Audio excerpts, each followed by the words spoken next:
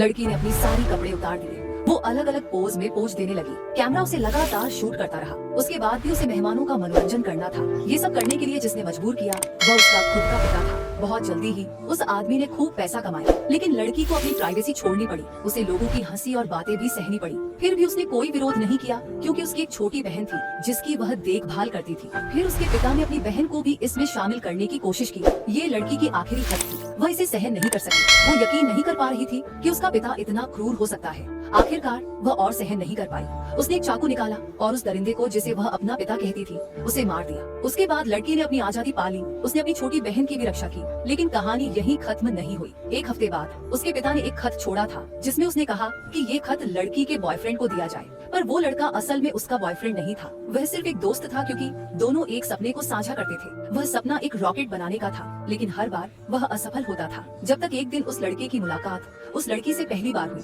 बाकी लोग उसे लड़के को चिढ़ाते थे, लेकिन वो लड़की मानती थी कि वह सच में रॉकेट बना सकता है। ऐसे में दोनों दोस्त बन गए, और जब लड़के ने उसका मासूम सा मुस्कुराता चेहरा देखा तो वो मन ही मन उससे प्यार करने लगा। लेकिन उसे नहीं पता था कि उस मुस्कान के पीछे एक छोड़े हुए इमारत के खंडहरों में लड़की का सबसे बड़ा दर्द छिपा हुआ था। तो जाहिर सी बात है, उसे इस खत का असली मतलब पता ही नहीं था। उसे लगा ये बस उसके पिता की आखिरी इच्छा है, ताकि कोई पछतावा ना हो। फिर उसने हिम्मत जुटाई और फोन उठाया। वो लड़की को अपना प्यार जताने वाला था, लेकिन वह अपने पिता की अंतिम संस्कार की तैयारियों में व्यस्त थी। साफ था कि अभी सही समय नहीं था, इसलिए उसने सोचा कि पहले रॉकेट पूरा कर ले, फिर उसे अपने दिल की बात बताएगा। आखिरकार उसकी मेहनत रंग लाई। जल्दी ही रॉकेट पूरा हो गया। वह लड़की को ये अच्छी खबर बताना चाहता था, लेकिन तभी उसने वो भूला हुआ खत देखा। उसकी जिज्ञासा बर्दाश्त नहीं हुई। उसने खत पढ़ा और पता चला कि यह कोई विदाई नोट नहीं था। एक संदेश था जिसमें उस लड़की पर मर्डर के आरोप लगाए गए थे। उस लेटर में लड़की के पिता ने बॉयफ्रेंड से कहा कि उसके मर्डर की रिपोर्ट पुलिस ने करी, लेकिन उस लड़के को विश्वास नहीं हुआ। इसलिए वह लड़की के घर भागा,